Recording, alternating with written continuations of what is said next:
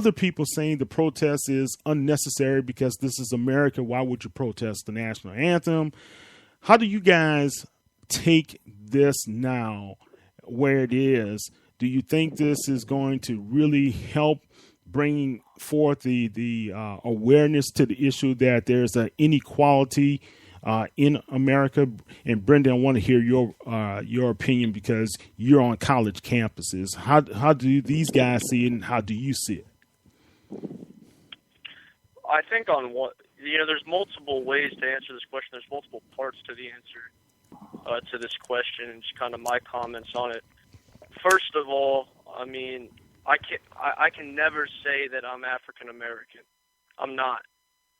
And I can never truly understand some of the things that have happened and why, especially African Americans, like, I can't feel the same pain because I'm not that race.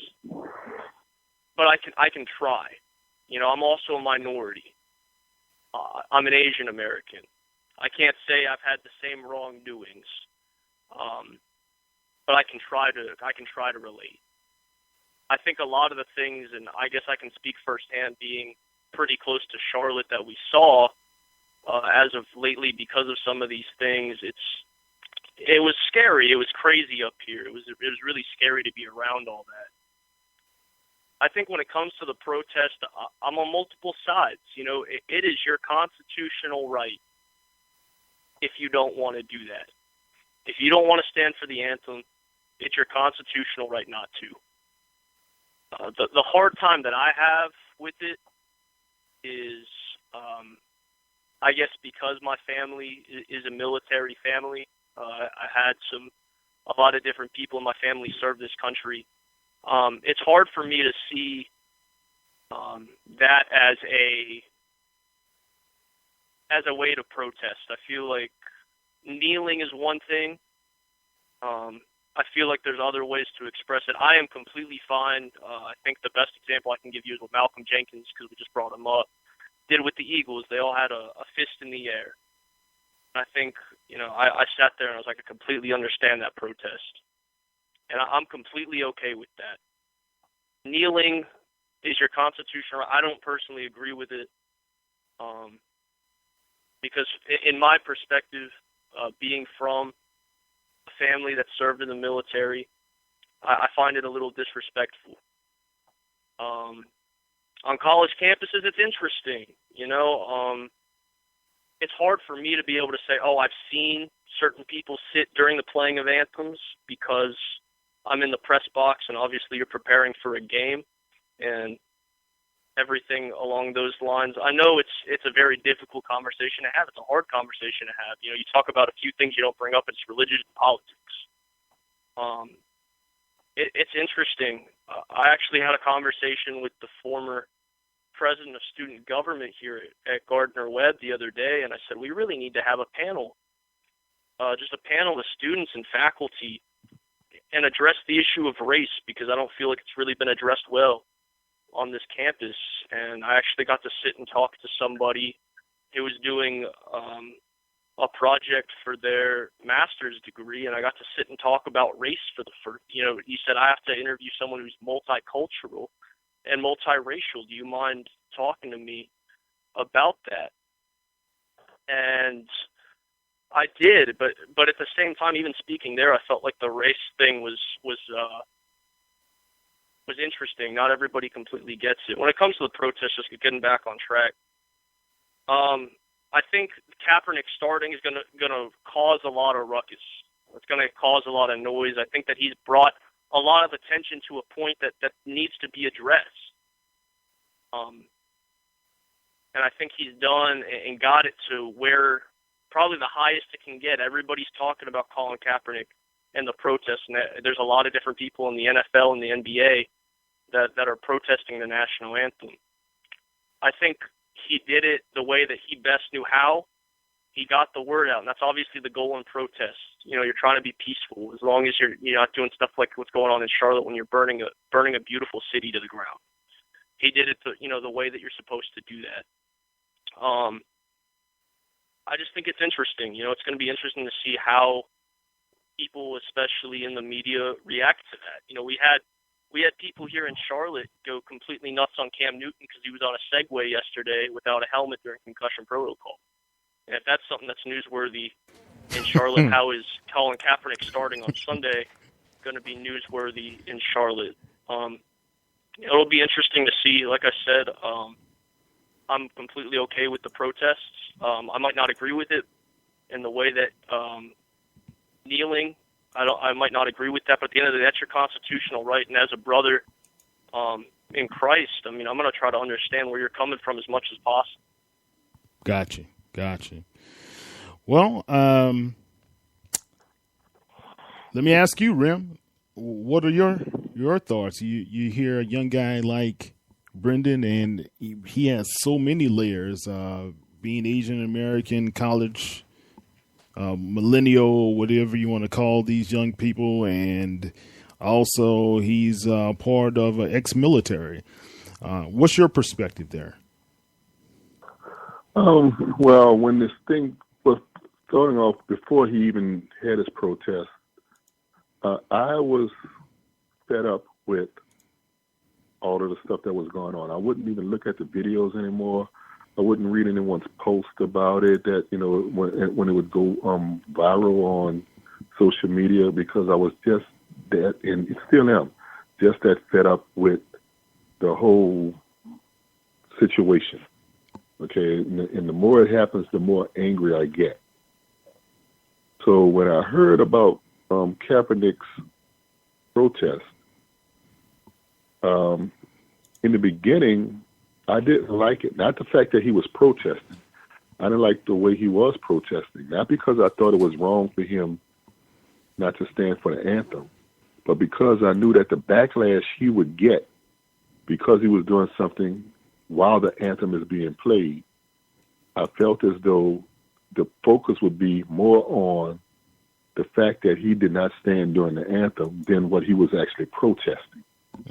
So I felt that was almost a waste of time. I felt like he could have found another way to protest, maybe choosing a certain color of towel to wear on his uniform, or, you know, certain color socks to wear, or something like that during the game. And that could have been like a silent way of protesting something and still getting your message out.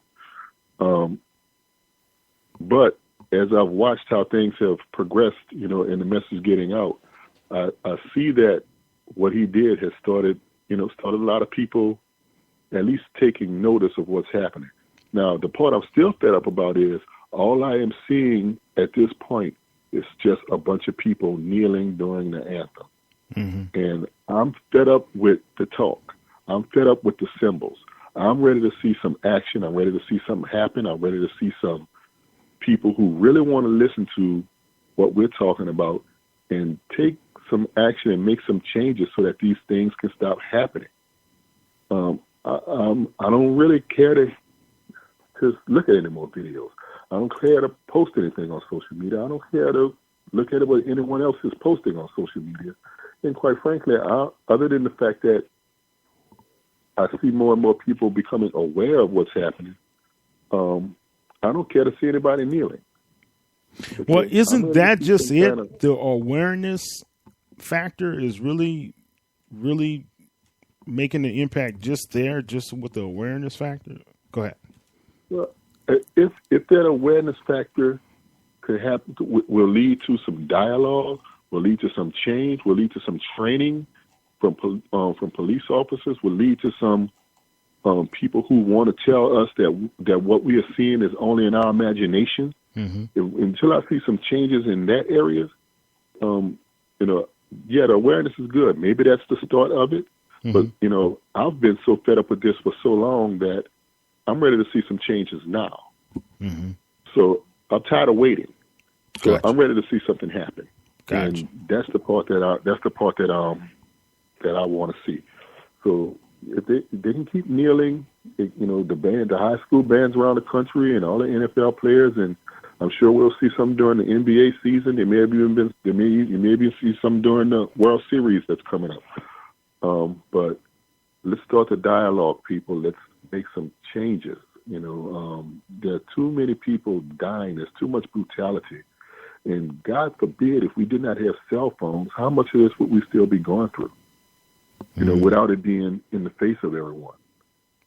If it weren't for the technology of today, a lot of the stuff that we've been feeling in our community for quite a long time. I mean, this police brutality was the reason the Black Panther Party was started.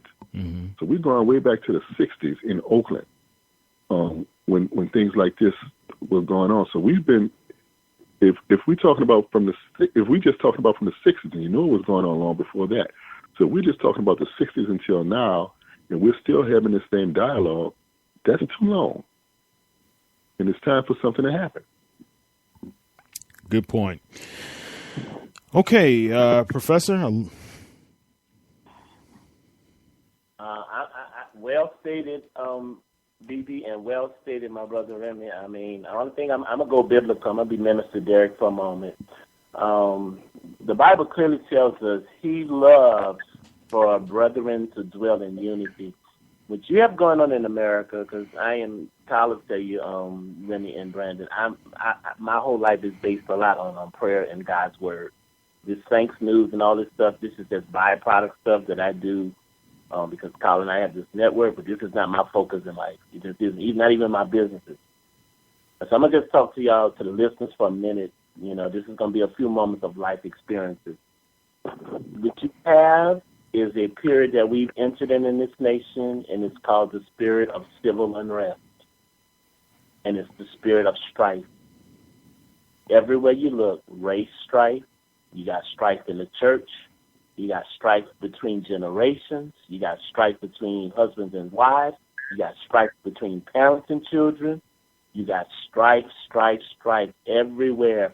And many don't go to the Bible in Genesis when Abraham and Lot were beginning to have strife between an uncle and a nephew. They decided, so that they did not hurt each other, that Abraham would take his share of the inheritance, Lot would get his share, and they would go into different and separate lands to avoid the nephew and the uncle from them maybe killing each other or leading to some very unharsh situations. What we have right now, and this goes to the media, the media is trying to brainwash everyone into a civil war between black people and white people. And that's what they want. It is a goal. And Remy says something that is very true. If we did not have technology, this stuff has been going on since 1776. It has been going on for 240 years. Whether people like it or not, this has been a chronic problem for a long time. I have a very close frat brother. His brother was dragged down I-10 outside of Houston in the 80s, shot up and killed down I-10. You talking about Bird? No court or anything. Are you talking about Bird? No, I don't know. This was back in the 80s. Kyle, you was at Morehouse. Okay. Now, this was a long time ago in the 80s. And so the situation, this is what the media tried to do. They should have never highlighted Colin Kaepernick. They should have left it alone. But the media did it to stone Colin Kaepernick. Their goal in reporting it was not to say, hey, look what he's doing, but hey, look what he's doing. So when they took and brought it to light, if they had just left this alone, it would have never galvanized so many other people to copycat and do it. And so now you have, people stealing all kinds of ways. When the real issue is, it's not the answer is not burning down cities like Dee stated. It's not all involved in calling them, bowing down on their knees. What the real issue is, we had better in this nation learn to get along, or there will not be a United States of America. And the freedom and the liberties that we all have, because most people do not know what is really going on. I talked about this last Sunday on a life experience show in our prayer. Most people are not even aware that the United Nations has taken over the internet. President Obama has given control of it to the United Nations. And that is the beginning of our civil liberties and freedoms begin